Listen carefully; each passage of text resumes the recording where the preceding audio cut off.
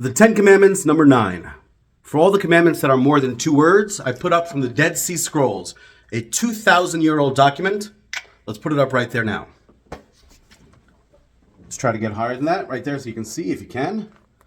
And if you're wondering about the tune relates to some of the dots. There are some dots that simply tell you how to... Some dots are vowels in Hebrew, and there are some dots that relate to the ancient sing-song, which is a whole separate subject we can't get into right now. But Jews took a lot of care to try to get as accurate as possible, not change a thing, no matter how comfortable it would be to change a lot. As you can see, whenever some Jewish group decides they're going to change something in the Bible, they go pretty hog wild on it. Or a Christian group, But, yeah. Anyways, that's the sing-song business. Usually translated as, do not serve as a false witness. Let's look at it literally. And do not one, which could be translated as pain, cause pain, but probably not. Probably it's the word answer, la'anot, to answer. Do not answer, in your friend, aid shav, a useless witness. So, it's almost certainly talking about court in general, that for your friend, and this is a word again, v'ahavta l'reacha kamocha. Please watch the full series, by the way, of this. V'ahavta l'reacha kamocha, love thy neighbor as thyself, is not really neighbor, it's re'echa, your friend. But not friend as in literally somebody that you necessarily know. It means we're all friends. Everyone who's in a society like this is friends. I, who am teaching this right here, who have lived in Israel, who know Hebrew, don't know how to say the singular of the word friend, re'echa, because it's so completely not used today. It should be used. All of us who are part of Yedidya, all of us should call ourselves re'im. I know how to say it in the plural. Re'im, friends. It's a great word. It's a great word. It's what the communists originally thought they would do with the word comrade, until they really, really ran that word into the ground by how they ran their countries. Comrade, colleague. Colleague implies my colleague. We're higher. We're better. Colleague is a word you use for like professionalism. Re'im would be great. If you know how to say re'im in the singular, let me know. I mean, I could find it out within 4 seconds. I could probably figure it out within 15 seconds. But the fact that I don't know it right now is something I'm sharing with you because it shows how far we are if I can't offhand 100% tell you if it's re'ah, re, what exactly it is, then we are very, very far from truly living biblically. Yeah. Anyways, so to your friend, don't be a false witness, either for or against somebody else. This is often translated, especially within the Christian community, as don't lie, which is pretty good. It's pretty good. I like it. I don't mind it. Because a false witness doesn't just mean, after you put your hand on the Bible, right, in a court, as if our courts in America have anything whatsoever to do with righteousness, and you should really care, especially there, not to lie. No, the don't lie thing, I like it. It's not bad. It's not bad. I recall reading a very, very, very long thread online, probably on Reddit, a very long thread of Christians saying, what would you do if you had Anne Frank hiding in your attic, and some Nazi officer came to the door and said, pardon me, bitte, please. They were very polite, the Nazis. They really were. Is there any Jews hiding in your place? And there was a great discussion there. What do we do? Not supposed to lie. What do I do? Now, for most of us, the answer is pretty simple. First of all, you ain't hiding Anne Frank in your attic. If you're watching this, you actually might be, because you're obviously a unique individual. But most people, they ain't hiding Anne Frank in no attic. It's very easy to judge the dead. It's very easy to judge the past, situations that you don't live in. You can see how people react to the situations they live through, what they would have been like in those situations too. They ain't hiding Anne Frank in their attic, most people who worry about this problem. And B, yeah, if you decide that the Nazis are bad and they probably shouldn't be mass murdering people, then it's probably okay to lie. Probably God, ha'emes v'ha'shalom, the truth and the goodness, would want you to lie, even if it means violating one of the 10 commandments, the 10 utterances, the 10 statements, the 10 declarations. It's not actually commandments, it's aseres hadvarim. The 10 declarations is really the best word. The 10 divine declarations. But let's talk about not lying. There is a group in America today, and perhaps in the world for all I know, that lives by the tenets, or at least tries to live by the tenets, of what they call radical candor, which is say everything. And they're right if everyone else is doing it too. Otherwise, I promise you, if you go forth and say everything, you will end up dead or in jail pretty quickly.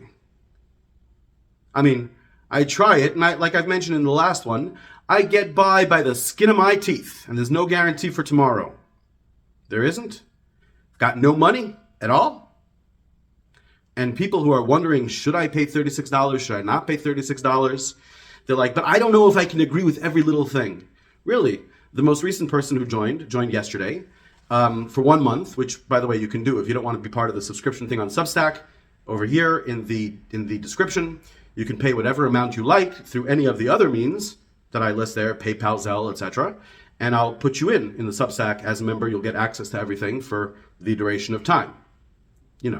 So you can do that as well if you just want to make sure. But I also have it set up that it's automatically going to stop after a certain while anyway, and you'll have to re-up. I don't want people getting caught in something like that. Fine. But anyway, he's like, before he signed up, he said, but I believe in Jesus as God, and you say that you don't think Jesus is God, and therefore I don't know if I can, right? And this is a great guy. This truly is. I'm not telling you who he is, but his comments, a truly, truly, truly great person. And yet this is the world we're living in, where a great person has to wonder, as to whether he should keep me alive for $36 because he's not entirely sure if that's the world we have today. It's really, really fallen. It's really, really fallen. So if you're going to go out and be completely honest about everything and nobody else is, it doesn't quite work. That's why, like I talked about in the video that I originally called Celibacy and Adultery, or Romance, Love, and Sex. But YouTube didn't share it with anybody at all because the word sex was in the title. So I changed the word sex to fun or delight or something like that. Yeah, the system is really messed up. In any case, but as I mentioned there, the whole deal with adultery is something which doesn't even make sense in our world. The whole deal with honor thy father and mother doesn't even make sense. The shortest videos that I have here are the first few that deal with God and graven images and God's name, things that you would think would take forever to explain. But those are easy because those you can at least do yourself. Sort of. Not even necessarily. I wish that I didn't say the word Yehovah, so to speak, God's name. I do because all the other alternatives are worse. And there's no problem with my saying it because it's meaningless to everybody. No one even knows what the word God's name means unless you've watched these videos. It doesn't have the power. I absolutely wish we had a society where the 10 Commandments could be understood and followed because society as a whole is following them.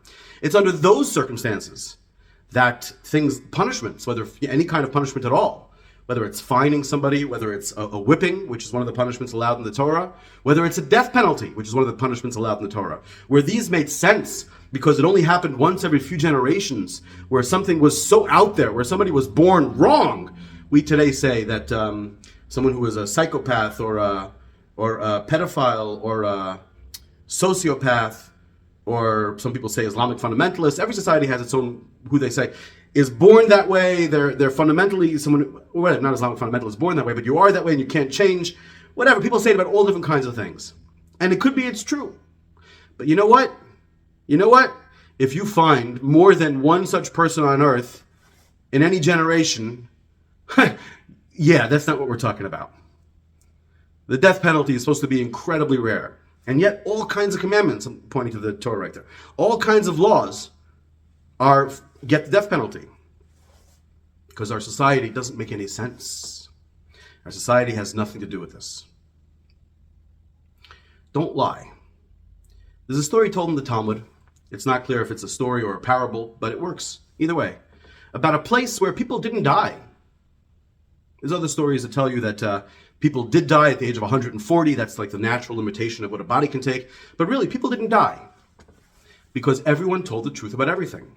Until some people moved to this town, and a woman came by to visit her friend, and her friend's husband answered the door, and she said, where is Rivka? Whatever the person's name, Rebecca, where is she?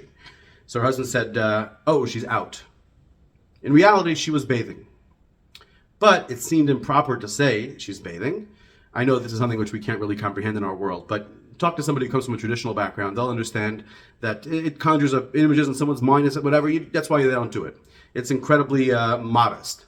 Not touching on anything to do with sex. I touch on stuff to do with sex all the time here, because our world is nothing like that world. And the people who do the incredible modesty stuff, it's like pushing a balloon in one place, it comes out somewhere else. They're messing up terribly, terribly, terribly too. So I have nothing to recommend there except the totality of all that I'm saying here. But in piecemeal, it doesn't really work. So he lied. And shortly thereafter, people started dying in the town. They researched it and they found out this is why. Sounds like a mystical thing. It's not a mystical thing. It's the fact that we human beings don't actually have anything to hide. You're not worse than your neighbor. You're not worse than other people. As I've mentioned before in these videos, there's about 100,000 people walking around America who killed somebody and were never caught for it. Never mind people who were caught and tried and got out at some point or whatever. There's murderers among us, not murderers like I'm describing in these videos here that we're all responsible, etc., but people who have actually murdered somebody in a very most literal sense. So even if you did kill someone, you ain't alone. But you probably didn't either. Probably, whatever it is that you've done that you think you shouldn't have, your neighbor did it too. In a world of complete honesty, we'll be able to talk about things naturally and normally. How do we deal with stuff? How do we decide on stuff?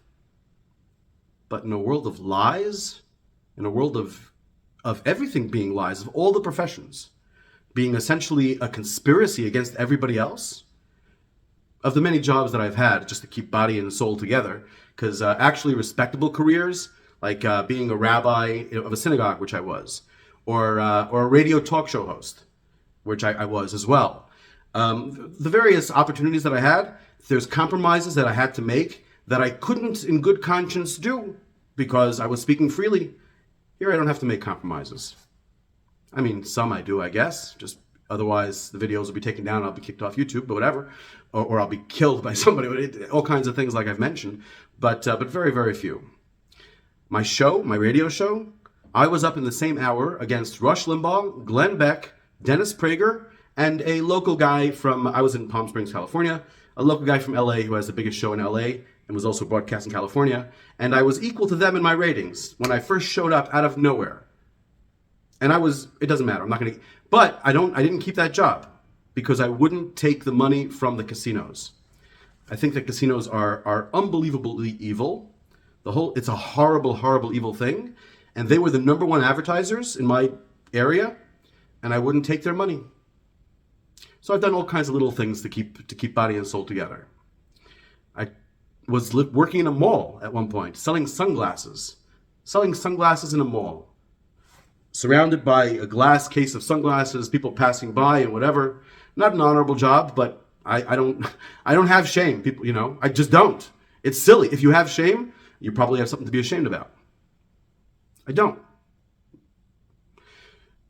So all the things that were taught there and in any other job that I had, all the things that you're taught is about how to separate somebody else from their money. One thing you don't do is come straight out and say, if you want to be a part of this, give me $36. You don't do that. You have to assuage it. You don't go straight on the nose. You have to do it in a certain way. Nonsense. Whatever happened to honesty? V'lo sa'aneh, do not cause pain. Also, do not answer. V'reyacho, in any of your reim, we'll go with the plural in that case. With any rei, someone let me know. I could look it up, but really, you look it up. Let me know. How do you do the singular of that word? It's important for us to know. Any of your reim, aid shav. Aid shav, it doesn't even say aid shaker. Another version says aid shaker, a false witness. Aid shav is, like we said with taking God's name in vain, a meaningless witness. In other words, it's not necessarily even that you're going out maliciously to lie. You're just not telling the whole truth. The truth, the whole truth, and nothing but the truth. As if I'm not whatsoever. Our court system is like Sodom and Gomorrah. Everything about our society, we're not as bad as them. We're probably not raping strangers in the streets. Not that I'm saying they necessarily even did it either. But we're responsible. We have a world much better than they had. They had to work all the time just to get their basic food. We shouldn't have to. We don't have to. Yeah, we're like them, our whole system. Ideally, radical candor. You got nothing to hide. You have no need to have shame or fear from anybody.